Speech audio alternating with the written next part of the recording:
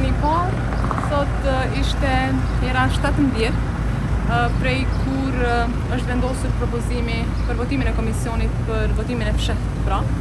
Pra kjo procedurë ka filluar që nga 1 maj dhe edhe përkundër kësaj ne nuk kemi një situatë ndryshe, pra opozita me një inat do të thoja iracional ka vendosur që të mos marrë pjesë në votim, duke vepruar kështu në shpërputhje me aktgjykimin e gjykatës kushtetuese, të cilin e kemi përmendur, por për cilin edhe ju jeni në dieni. Mendoj që është jashtëzakonisht e rëndësishme që deputetët e Kuvendit Republikës së Kosovës të jenë të përgjegjshëm dhe të veprojnë në përputhje me kushtetutën dhe me aktgjykimin e gjykatës kushtetuese.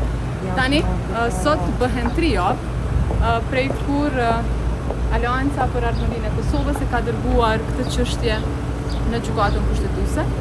Pra Aleanca me mbështetjen e disa deputetëve të LDK-s dhe një nga PDK-ja e ka kontestuar propozimin e kryesuesit të seancës për votimin e fshehtë dhe edhe përkundër faktit që kanë kaluar 3 javë ne ende nuk kemi përgjigje nga gjykata kushtetuese.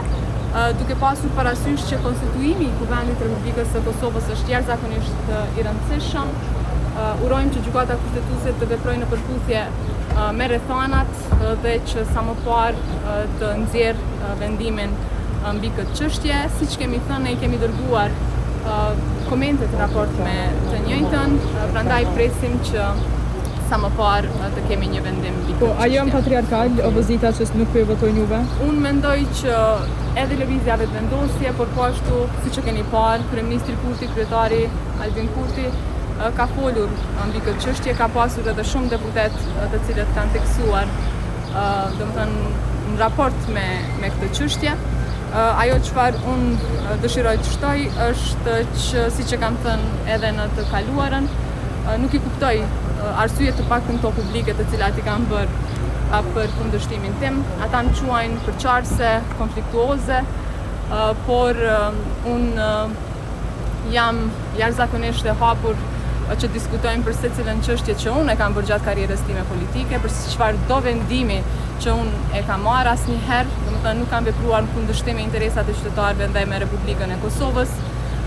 Për dallim që shumë prej deputetëve të opozitës në të kaluarën kanë votuar kundër interesave të Republikës së Kosovës.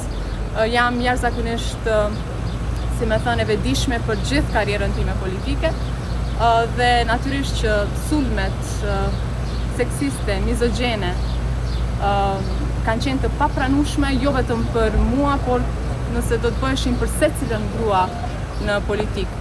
Shqetësimi im në këtë drejtim është që këto sulme, të cilat janë seksiste, të cilat janë mizogjene, të cilat fyejnë gratë, mendoj që i dekurajojnë gratë tjera që të marrin pjesë apo të jenë pjesë aktive e politikës. Pra këtë e kam shqetësimin kryesor, sepse vajzat e reja, gratë në përgjithësi në Republikën e Kosovës duhet jenë pjesë e politikës.